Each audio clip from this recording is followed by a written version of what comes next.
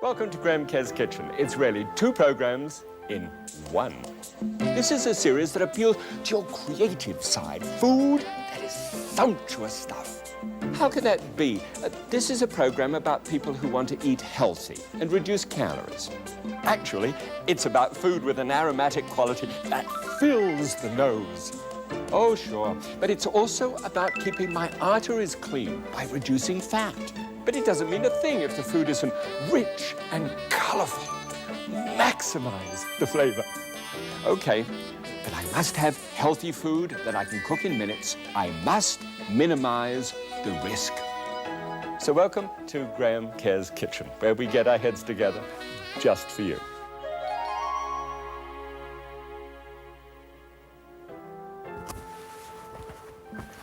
Now, I don't know whether, oh, by the way, welcome. I don't know whether you've actually ever thought about a curry and then said, well, you know, it's a bit too exotic for me.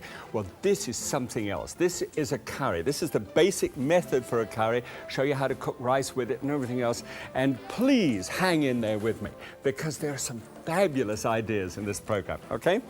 It's going to look really quite good on a plate, and it could be served hot or cold depending upon the time of the year, but this time of year just great for a nice hot dish. A turban of rice around the outside with little flecks of green in it. The green's going to be pistachio nuts. I mean, this is going to be the latest sort of yuppie thing, or at least they did have those and we're bringing them back again. And little flecks of parsley, you know, through it as well as a garnish. Large amount of yellow in the thing with the pieces of banana and the fresh fruit that are going to the... So this is a fresh fruit curry.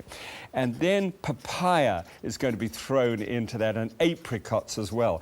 By the time you've fixed it up with a coconut, yes, I can hear you say, but this is the trick, with a coconut-based, gorgeous curry sauce over the top. I mean, it's really eating. It's really neat. All right, ready for it? Okay. It actually gets cooked quite quickly, as you see.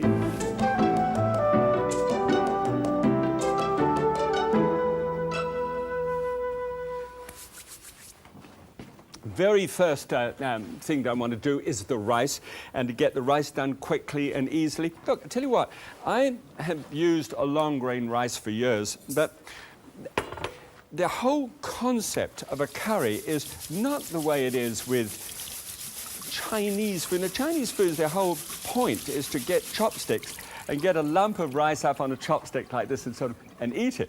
But in this case, it should be separate, fluffy, grainy, and completely separated. And this way always works. It's really a simple concept. You rinse the rice, first of all, because rice, when it shakes up in a box together with itself, sort of rubs up a little rice flour in between, and that rice flour can clog rice together. So you rinse that off. And then with water just coming to the boil here, and I've got 2 cups of water there, and a cup of rice. Now, this is fairly niggardly in rice, but if you want another cup of rice in order for 4 people, then that's fine. It just, you know, the calories go up, but the fat doesn't. Then just a little bit of salt. You'll need about 1/4 of a teaspoonful of salt in there, 1/8 to 1/4. And it should start to boil almost immediately. I'll just shove the lid on that just to help it. And then you time it. From the moment it starts to boil, you just time it for 10 minutes, okay?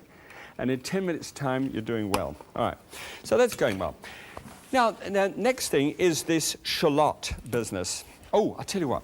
One other thing, whilst I'm down this end. I just popped this on just before we started. You see, if you look in here, there are pieces of fruit and they're bubbling away in the curry sauce. And I'm going to show you how to do all of that. But I just wanted you to know that that is going through 18 minutes of cooking time, and it'll be ready just at the right moment. Okay, here's the shallot. The shallot has a little brown skin, and when you peel the brown skin back, it has a purple underlying skin underneath that. And so this is what it looks like when you've actually peeled it. Neat thing.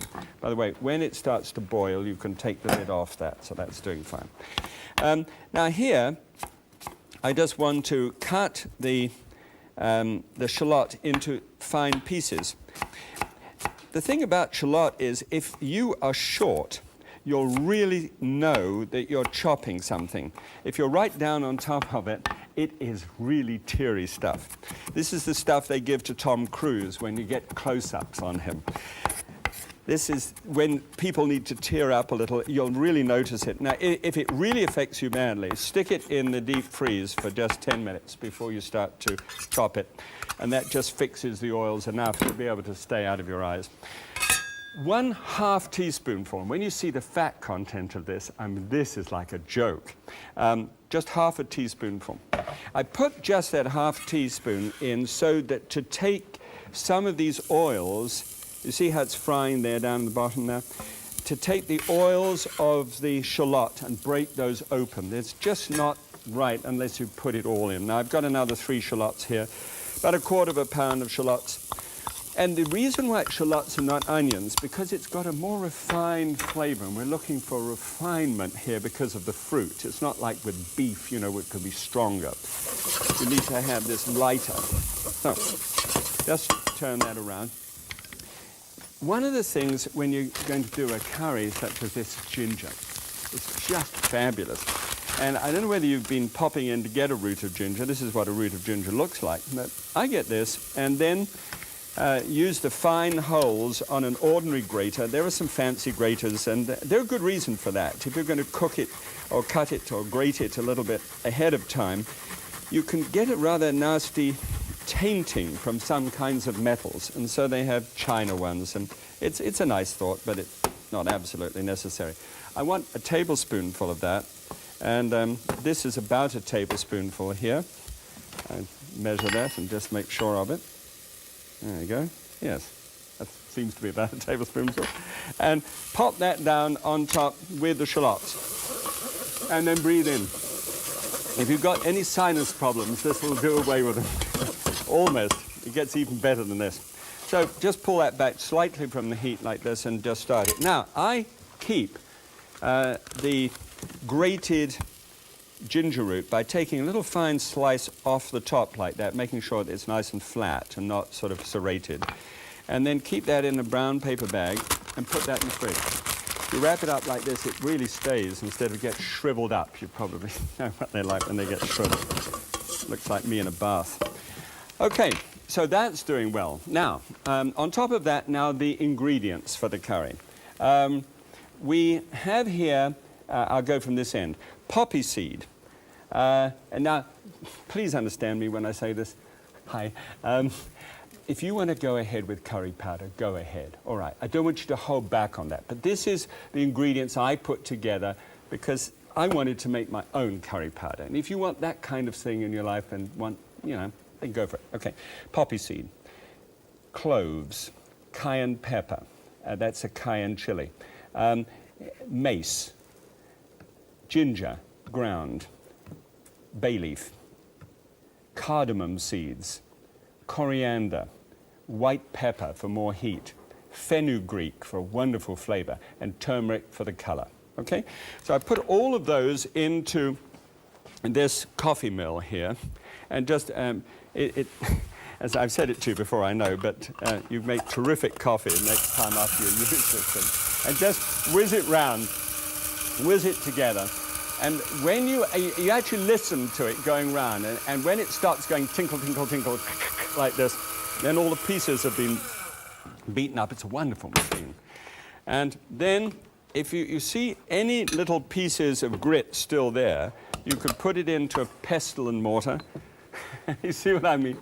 I could just see you saying, oh, he's got to be kidding, by the time that I've got through all of these different spices. But, oh, if you get turned on to curry, then you'll need one of these things to be able to get it fine and powdery, so that when you serve the curry, it isn't so gritty between your teeth. There's nothing worse than gritty curry. All right, take the curry powder then, freshly ground. This is full of the bouquets which you get from it. Oh. And then you say, ooh, just imagine.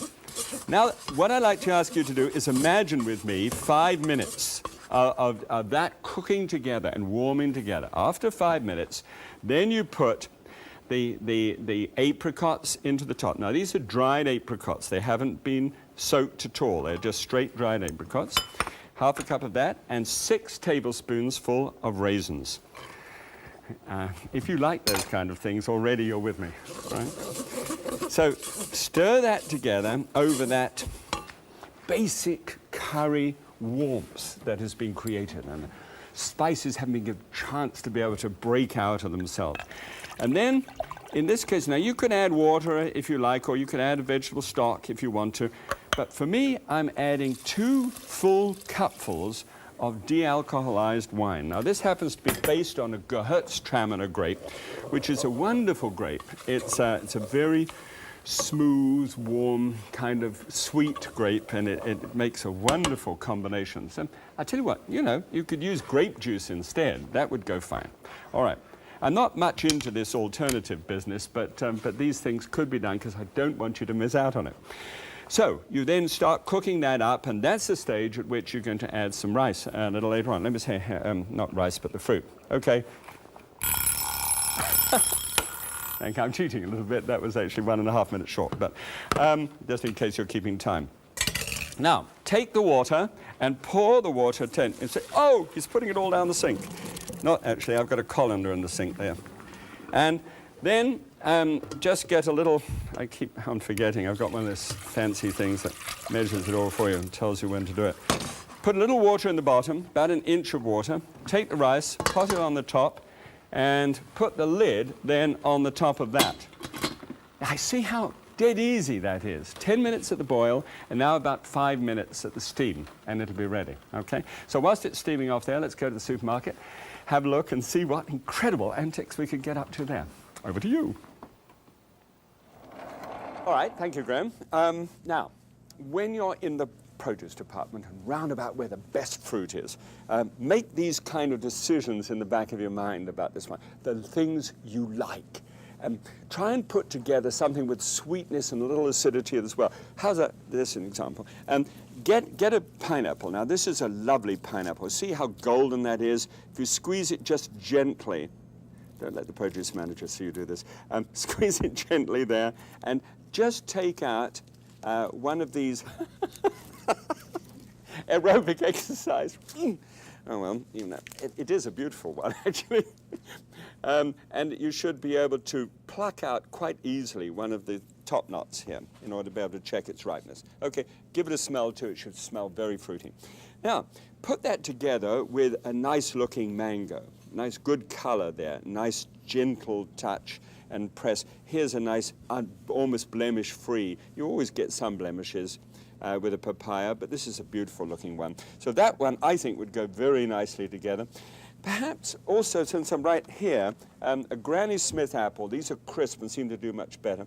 With a banana, some figs, maybe some raisins, certainly with pear. That's a very simple cluster, and it's quite a low-cost one. Or if you really want to start getting sort of dramatic, how about a plantain? And here, the nashi, which is a Japanese pear, rock melon, maybe some dates with that as well. Can you get the general idea? Okay, now we need to spice it. And look, for spicing, the curry business is very important. Come with me, I'll show you the spice department. Oh, strange encounter.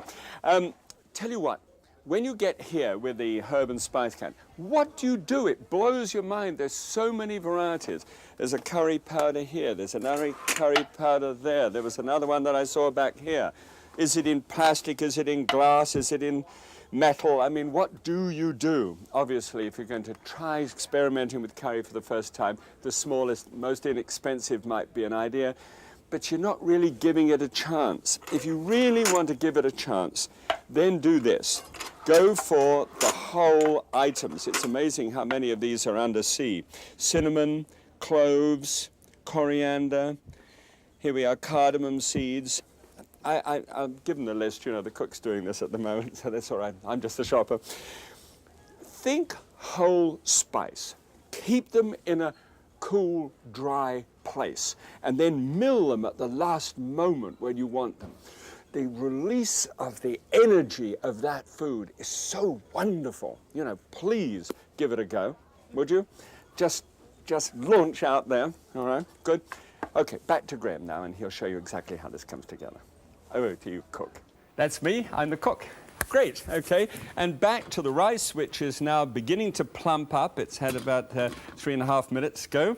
And over to you remember how we looked at that right off the top and showed you how that was the fruit? Well, now I've got a little bit of banana which goes in at the very end. And those are just placed on the top there. I don't want them to overcook, but I do want them to get mingled and to get to know the rest of the ingredients in there. All right. So, next item that comes up. This is the fruit. Now, the fruit that I've chosen for this particular one is papaya and a Granny Smith apple, a nice pear, and banana. All right, and you've already seen the apricot and the raisins going in. So this is what this all looks like. Now, I've cut that up in such a way so that it's actually nice lumps. I don't want great pieces, but I do want discernible lumps so that they really go well. I'm going to drop all of those down into the curry sauce there, and that's exactly the stage at which I showed you this one at the top. Does that make sense? Good. Okay. Now, when this has had the 18 minutes going, then simply strain that through a little sieve there. And you're straining it to be able to get the sauce to be able to make the start of the sauce. So just toss that to there. And here we'll take hold of that juice. There's not much of it, you see. But that juice is so important. Put that on the heat, get that heated up. I'll show you what happens to that in just a second. Okay, now, a few dates. Now, these are chopped dates with just a little arrowroot with them to keep them separate. In on top of the rice, and about half a dozen dates. Now, you can put almonds if you like, you know, the flaked almonds, which you can get anywhere. Or these little fellows here. These are the green pistachio nuts. And when you taste those in a rice, you'll say, oh, it is very nice. I love that. You'll get really excited about it. Just toss it around. See how separate those grains of rice are coming? That's perfect. So that's going well. Now, this is on the heat and being heated up. Now, let's have a look at the cornstarch. I'm using cornstarch here rather than arrowroot because obviously this is with a dairy product, and whenever you use dairy product, cornstarch is much better than arrowroot, but the reverse is true for arrowroot when you not have dairy product present. Okay, so that's mixed down. There's a tablespoonful there with just a little bit of that wine, and just pour that, about half of it. I don't want to make it too gloppy, but you'll see how it all sort of gets together. And then just raise the heat underneath that and always cook out the flavor of cornstarch. Cornstarch is not like arrowroot because it's got that little bit of a sort of cloaking business. Now, here is, get this out of the way. Here is 6 tablespoons full of strained yogurt. That's yogurt which has been set up overnight in a little strainer over paper, and it becomes really quite concentrated, non-fat yogurt. Okay, now, 1/4 teaspoonful of a coconut extract. And please, I make a plea with you people who make extract. Get it on the market for us as regular consumers. Bakers have got pure coconut extract, but we have to put up with imitation stuff. And I'm standing here and I'm telling you, no way, you know, please, let's have it out there. The only way you'll get it is with that imitation extract, but use it at the present moment. It won't do you any harm. But it will be great when we get things that are natural. Now, all I'm doing is having thickened that up with that cornstarch stock. Then I've got that as a tiny sauce, and it actually feels like it's coconut. It's got that smell of coconut, yet without all the fat that goes into the coconut. Bring this back here, pop the fruit back on the top, get the sauce and pour that luscious sauce, oh, I tell you, all over the top of that, and just stir that in. Wonderful. Okay. Now, it's a question of delivering it to the plate. Here is the rice, and over here somewhere is a spoon. And we've got here the rice, which is put in a kind of turban on the plate. It has dates and pistachio nuts all around it. Make it nice and tidy. And then scoop this mixture. Look at it, look at it. Can you get your mouth around that? Can you feel it? It is just lovely. Look, dusting of parsley on the top, why not? Just a touch, okay? Let's see what it tastes like, come on. You know, the aroma is coming off the top of this and it smells just like coconut. It's just lovely. And strange, isn't it, when you think it isn't?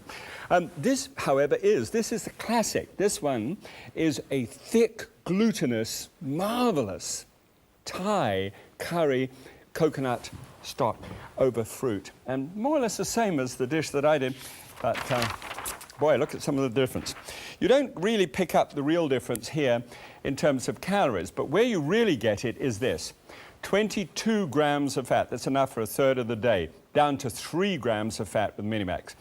And the percentage of calories from fat, because of that, 49% there, and only 7%, which is really good news. But look at this, cholesterol. This is when you really see it.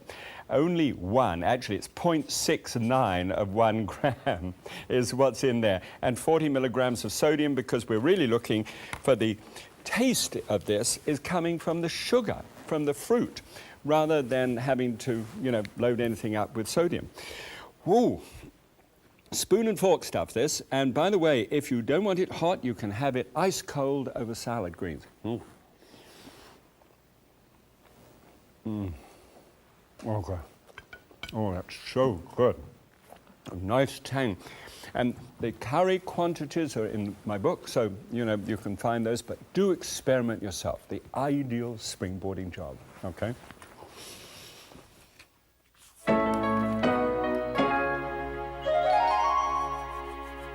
Now, once again, when it comes to springboarding, because I really want to get you guys into this one, because the more you create within your own boundaries, especially using herbs and liquids and other ingredients which bring out flavors, I know the more excited you're going to get with food and the more excited your family's going to get as well. Okay, this looks a bit complicated, but I hope I can make it clear. This is the whole business of using bright notes. Now, bright notes are those things which are above the line. Imagine a kind of dotted line in the middle of your brain, and below that are the things that are risky, salts, fats, and sugars. But above that are things that aren't risky at all. They just have wonderful flavors and exciting things that you can do. Some, the essence of the coconut rather than the coconut fat would be a good example. Now, if you're into music in any way, you know that you've got the top notes, the treble, and the bass notes. So think about that when we look at this. And by the way, I've got these all in my book for you so that I've got 10 of them so as examples to be able to show you. All right, imagine now a herb or an herb that you like, which is very refined in flavor, okay? How about this, parsley? All right, so I put down parsley as a +1. But, what's the most pungent herb that you can think of? Really pungent, really going. I think perhaps cilantro. It's quite a strong flavor, and you have to be very careful with it. So I'd put that as a +5, and I'd fill in other herbs in between. How about liquids? Balsamic vinegar. I'd put that as a top one. As a bottom one, I think perhaps tomato juice. Would be quite refined and low. What about ginger as another, root ginger, which we use today, and perhaps on the low one, lemongrass, okay, or even lemon. So it's that sort of thing when you're looking at above-the-line, bright note dishes. When you've filled in 5 of the things that you like, wouldn't be a bad idea to get a piece of paper now and have a go at it. 5 herbs, 5 liquids, 5 other things. And then you start looking at the dish and saying, well, that's what Graham did, but I'm going to do something different for me and for my family. And I like parsley and I like ginger, and then start mixing the liquids and the herbs and the other things together above the line. When you've got a nice combination, then you can start straining out the fat and the salt and the sugars out of that combination. These are the risks then start going away and the bright notes start taking over. Does that make sense? Because it really is fun. I mean, that's really creative stuff. I do hope you have a go with that. It's great stuff. Okay. Right. although it may sound hot, it isn't. It's spicy, it's warm, it's fresh, it's fruity, it's fantastic. Do have a go at it, please. Till next time, God bless you.